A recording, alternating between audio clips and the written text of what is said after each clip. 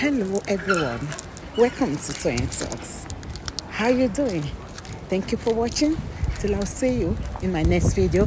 Stay safe, stay blessed. I love you. Bye. Okay. Ó yá, ẹ jẹ́ ká kà lẹ́tà téèyàn ṣòro tó kọ. Facebook mo máa post ẹ̀.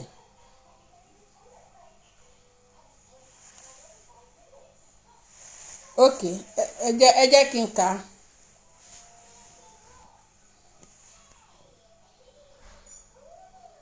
Ó ní, he said,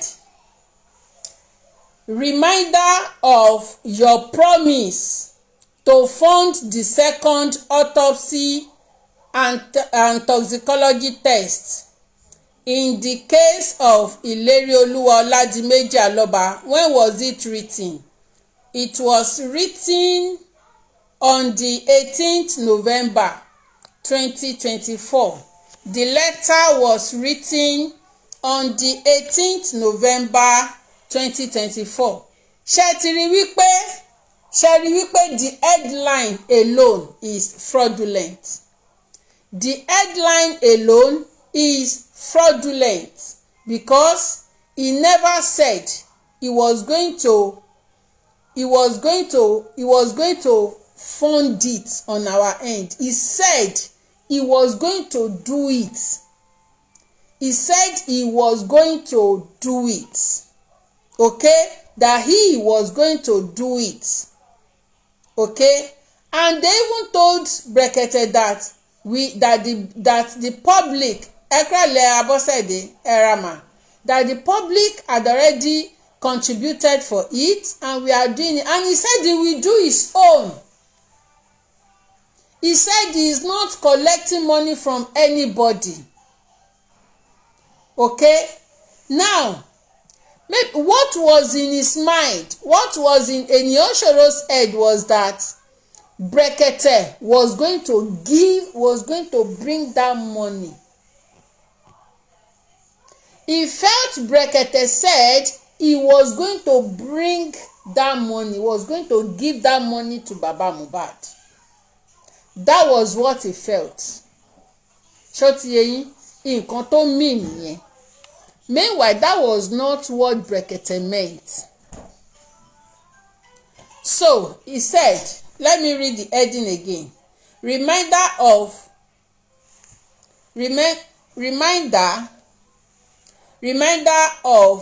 your promise. Ó ń sin Brekete ní gbèsè. Mi ò gbọ́ rí eléyìí láyé mi. Mi ò gbọ́ rí. Ó ń sin Brekete ní gbèsè. Ó ń sin Brekete ní gbèsè. And Baba Mohbad did not know anything about it. Baba Mohbad did not know anything about it. Bí kẹ́nìkan promise mi sìn. Let there be light. Kẹ́ promise mi pé Comfy o, mo máa ra mọ́tò fún Comfy o. Kí see my daddy's car. Kó wá lọ bá let there be light lẹ́yìn wípé owó mọ́tò tí ẹ fẹ́ rà fún Comfy yẹn ẹ kó wá. Ẹ ti understand wípé owó mọ́tò tí ẹ fẹ́ rà fún Comfy yẹn, ṣé mọ̀ pé fún ara yín lẹ fẹ́ ra mọ́tò, ẹ̀yin kàn fẹ́ ra mọ́tò fún Comfy ni. You just want to buy a car for Comfy, maybe to surprise me or just give me sha. And let there be light. You now go and meet and see my daddy's car. You now go and meet let there be light at the back. That owó mọ́tò tẹ́lẹ̀ fẹ́ rà fún Comfy yẹn. Ẹ má gbàgbé owó mọ́tò yẹn o, owó mọ́tò. Ẹ ti understand? You now want to go and collect that money at my back. Exactly, but nǹkan tó ṣẹlẹ̀ nìyẹn. That was what happened. So, ó ń sin gbèsè, ó ń sin Brekete lówó ní owó toxicology. Now he said, we are solicitors to the Aloba family. How many are the we? ṣé níbi tó lè ti bẹ̀rẹ̀ you see where the ẹ̀kúrọ̀lẹ́ ṣe wá pa you see where the thief started from. The thief started, the scam started from the headline. Do you understand? The scam started from the headline. He now said, we ẹjọ́ ṣé èèyàn kan máa ń jà wá dé ni? Can you call one single person we? Only one single. This we was what he did, as in this we was his problem, was what made us to think that Eniyanṣoro and Sanshitu were together. We who are the we? Yes, we. Let's continue. That was where the scam started from. He said, we are solicitors to the Aloba family of Ikorodu, our clients. We write to remind you of your kind promise to fund the second autopsy and toxicology test in the case of the late Ilerioluwa Oladimeji Aloba Mohbad. Go on, Dish. Please. Okay, please. I want to only ride some bicycle. Only pay. So he now said,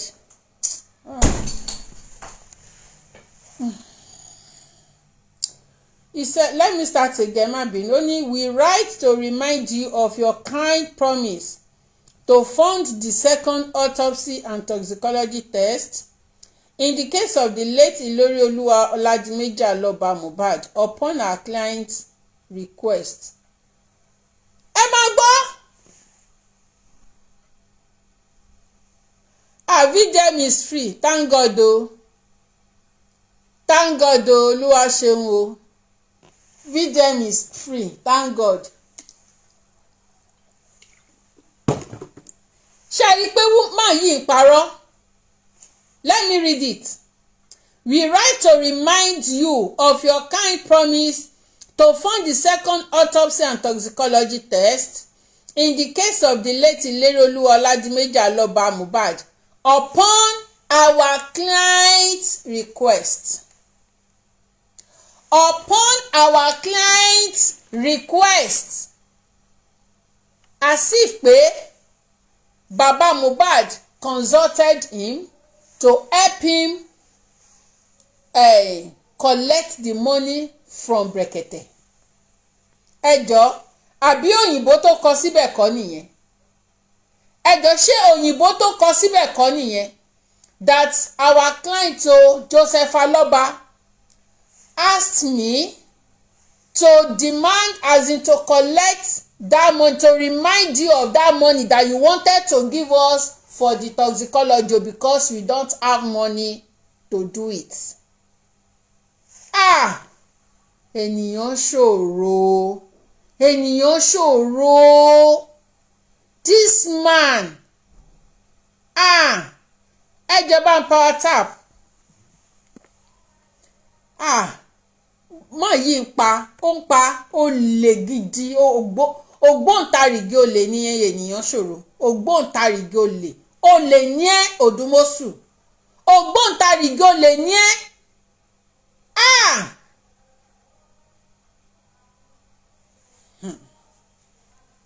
He now said, we are pleased to inform you that the autopsy and toxicology tests have been successfully conducted and the results are ready for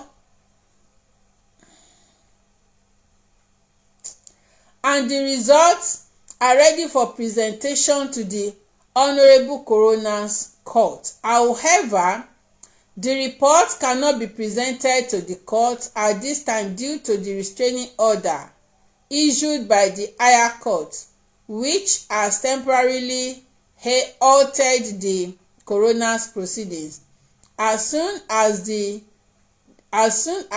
coroner inquest proceedings resume, the report will be submitted by the appropriate officer. Attached to this letter is the invoice for the autopsy toxicology test fees. On behalf Shetiri and this man, look ẹ máa gbọ́ o, ó ní attached to this letter is the invoice for the autopsy toxicology test and the associated legal fees. And this ènìyàn ṣòro came online 3 weeks ago wípé the autopsy and toxicology was free.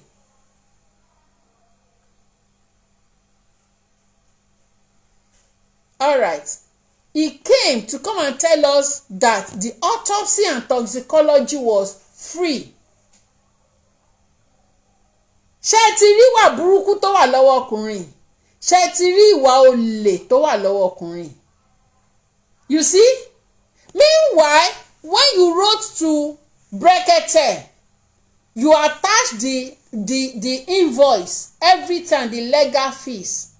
You attached it to Brekete so that Brekete can refund that money to you. Olè ní ẹ́ Òdùmọ̀ṣù. You see, we were even told that this letter, when they demanded for this letter, he refused to give. When they said when Muyiwa demanded for this letter, he refused to give it to Muyiwa. He refused to give it to Muyiwa. This man is a thief. You came online to come and ìjọ tí wọ́n sọ tí wọ́n lọ pòkọ ìbànújẹ́ yẹn lórí platform Lati stood up and was dancing. Lati stood up and was dancing that corona and that the pathology, the toxicology and the autopsy was free. That it was free. Mo ti gbọ́, mo ń bọ̀, let me finish. That it was free. Close the door, go inside.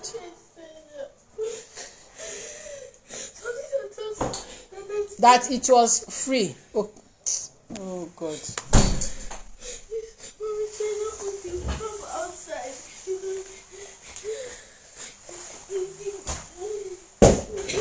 Beg.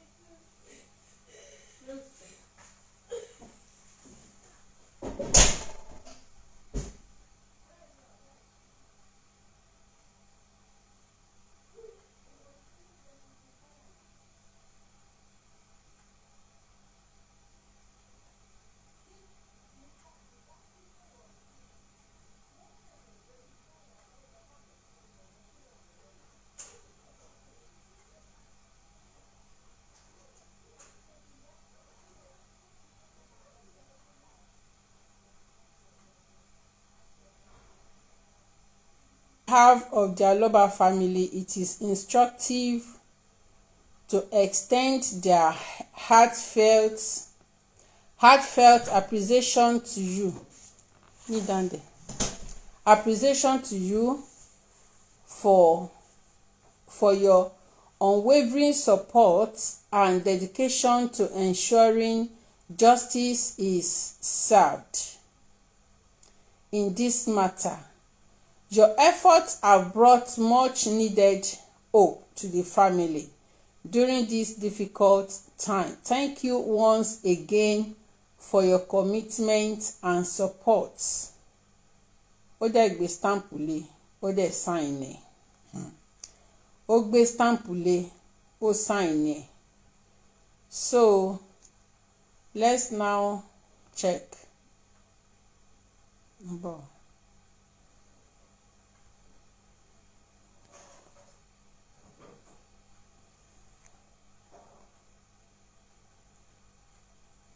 So fees note yẹn náà láti okay, this is the fees note. This is the fee note of, he said bó ṣe owó tó ń gbà lélẹ̀. Consultation with forensic pathologist 1,500,000. Consultation with forensic pathologist 1.5 million naira. Tí mo ó involve owó, wọ́n lè máa allow ẹ̀. Let me just show you. Wọ́n lè máa allow ẹ̀ kí n pè síbẹ̀ yẹn. They might not allow it.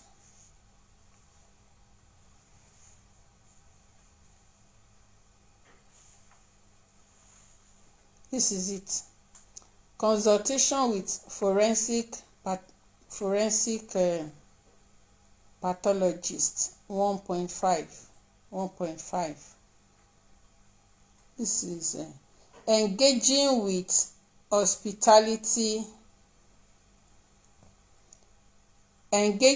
hospitality homes and feeding arrangements for the pathologist and team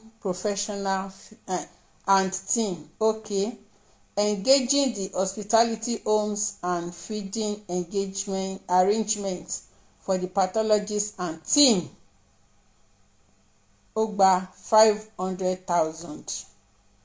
Ó ní professional fee òun ó gba 3 million naira. So everything now amounts to 5 million naira. 5 million naira. Báǹkì ẹ̀yẹn nìyẹn.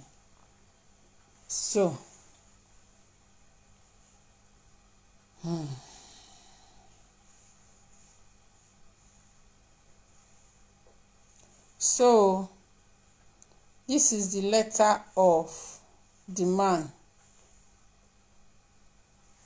Oni. This is the letter. This is letter from the pathologist. Letter from the pathologist. Ṣé ti yé yín? So mo rí pé ó ní proposed offer as professional fee for the engagement of the medical reinvestigation of the death of Ilerioluwa Mohbad. Ṣó ti yé yín? Owó tó ń fẹ́ gbà lélẹ̀. Ṣó ti yé yín? Owó tó fẹ́ gbà. Ó ní your above letter dated 12th July 2024 refers. Ṣó ti yé yín? Ó ní ẹ jẹ́ kí mo fẹ́ gbé sílẹ̀. Mo fẹ́ máa kà fún yín, ṣé gbọ́? Mo fẹ́ máa kà fún yín. Ẹ jẹ́ kí kinní wà normal padà. Mo fẹ́ máa kà fún yín. Because wọ́n lè lọ flag. TikTok lè lọ flag ẹ̀. Wọn kì í fẹ́ anything like this. Pé wọ́n máa ń flag show tèmi. Okay, let me read it. It says, following the request, owó tí pathologist fẹ́ gbà nìyẹn.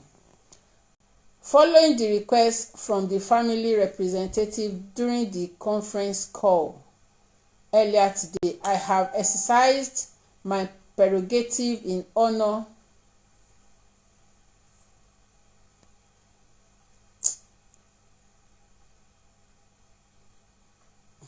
in honor of that request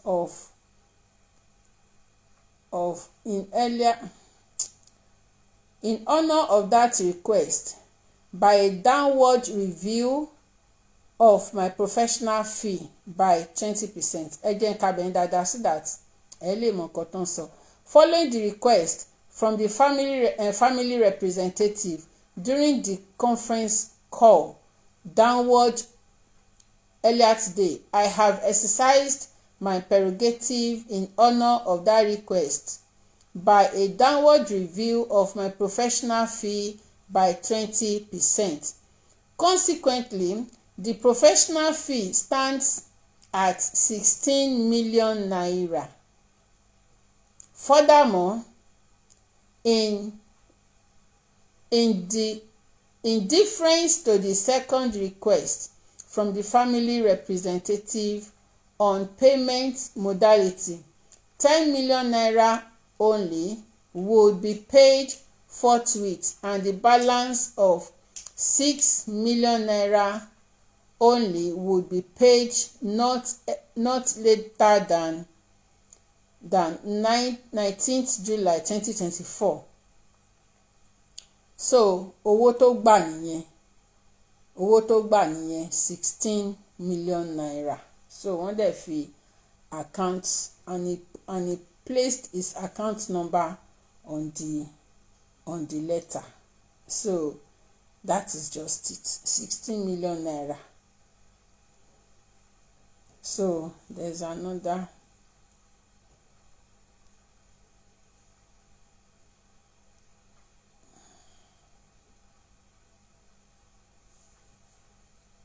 Bon.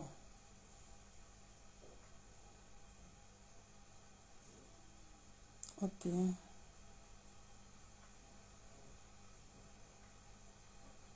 Okay. Eléyìí appointment letter ni.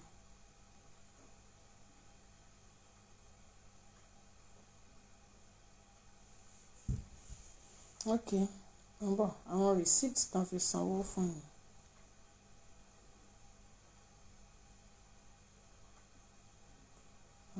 Receipt. Okay. Ṣé mo rí pé you know that baba 5 million naira fún ènìyàn ṣòro. That 5 million naira is for ènìyàn ṣòro. Ṣé you understand that he got the lawyer, that he got the pathologist 1.5. He helped them to arrange, okay, hotel wo lẹ fẹ́ lò, kíní kan ibi tẹ́ fẹ́ dé sí nǹkan kan bẹ́ẹ̀ yẹn 500,000. Then his own professional fee gangan 3 million naira. Now Baba Mohbad said it yesterday, and the pathologist said he collected 16 million naira. That altogether everything is going to be 20 million naira. Ṣé you heard that? And Baba Mohbad said wọ́n sọ lánàá pé àwọn fún ní bíi 2 million naira kan. Ṣé you understand pé lẹ́yìn after the 16 million naira àwọn owó bíi pẹ́pẹ́pẹ́ kan àbí kan ṣá, everything amounting to be 2 point something. So this is the receipt.